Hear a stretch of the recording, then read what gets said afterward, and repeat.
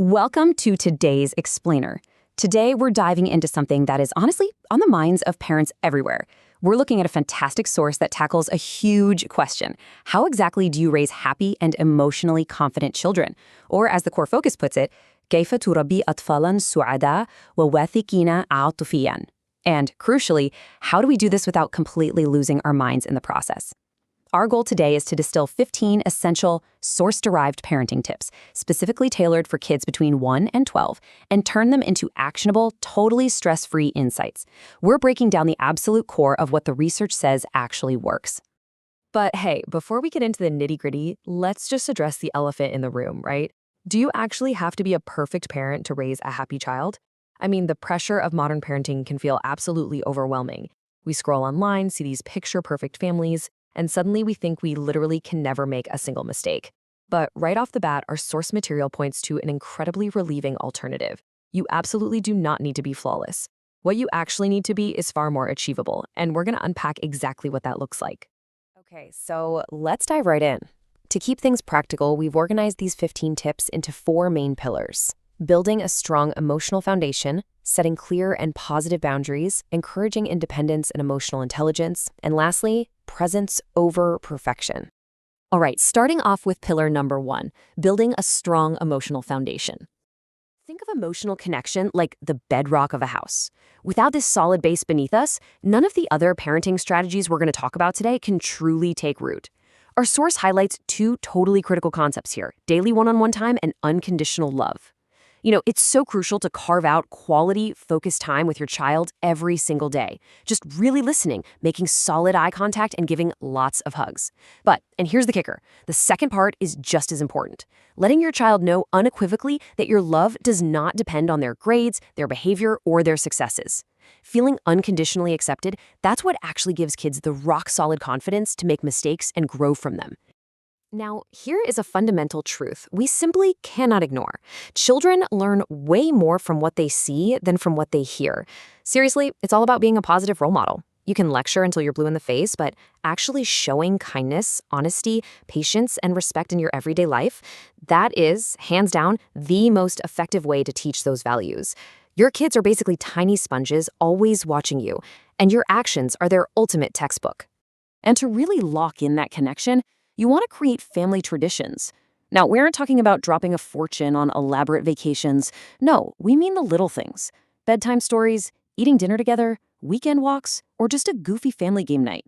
The source notes that these simple, repeated routines are what create lasting memories, and they ultimately build incredibly strong family bonds. It's really the consistency of these small moments that counts the most.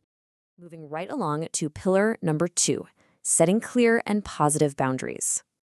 So if emotional connection is the foundation of the house, think of boundaries as the structural walls, but how we build them really, really matters. The source makes a fascinating point. Focusing solely on achievements can actually create a ton of unnecessary pressure and anxiety for a kid. Actually, scratch that. It's way better to focus on the process. When you praise the effort a child puts in, or when you highlight their responsibility and kindness, you're using positive reinforcement. And that positive reinforcement is what truly motivates them to keep repeating that good behavior over time. It all basically boils down to a super simple equation. Simple rules plus clear explanations equals security. The source advises setting up simple family rules, and this is key, actually explaining why they matter. It can't just be because I said so, right? When rules are consistent and your kids actually understand the reasoning behind them, they feel so much more secure. Why? Because they know exactly what is expected of them in their own home. And this naturally brings up a major shift in how we think about discipline. The source is crystal clear on this. Try to avoid yelling or harsh punishments. I know, easier said than done sometimes, but instead relying on calm conversations, logical consequences, and clear expectations, that is how you actually teach a child responsibility and self-control. It completely shifts discipline from being this angry, reactive thing into a super valuable teaching moment. Okay, up next is pillar number 3, encouraging independence and emotional intelligence. This whole section is really about equipping your kids with the internal toolkit they need to navigate the world confidently on their own. We hear the buzzword emotional intelligence all the time, right? But our source defines it beautifully and simply for children. It's the understanding that all feelings are okay, but not all behaviors are okay. This gives us a really clear, source-backed framework.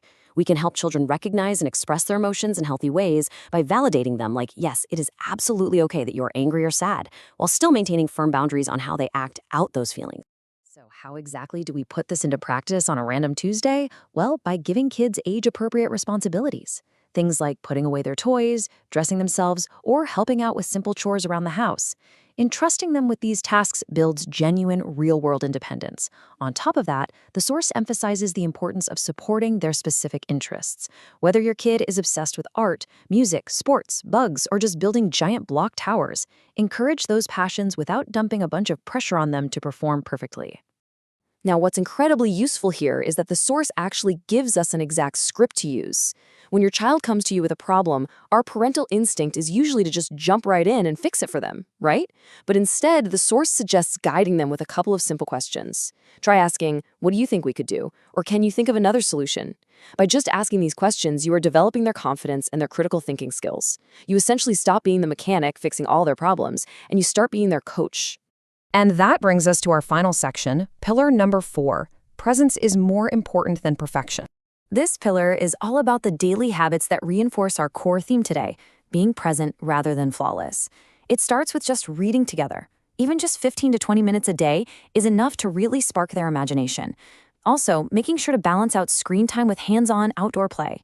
And while you guys are outside, encourage their natural curiosity about the world. Use those little everyday moments to instill simple kindness and gratitude too. Seriously, just consistently teaching please and thank you goes such a long way in building lifelong empathy. Ultimately, everything we've talked about comes down to this one core thesis. Small, positive actions repeated every single day build resilience and happiness. Raising kids isn't about being a perfect, never makes a mistake parent.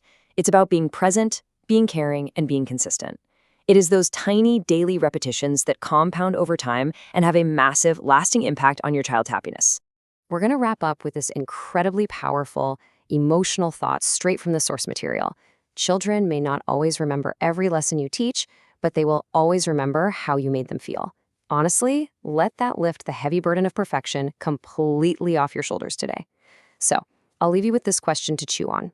What is one small, positive action you can take right now to make sure your child feels unconditionally loved today? Thank you so much for exploring this totally vital topic with me, and I will see you in the next explainer.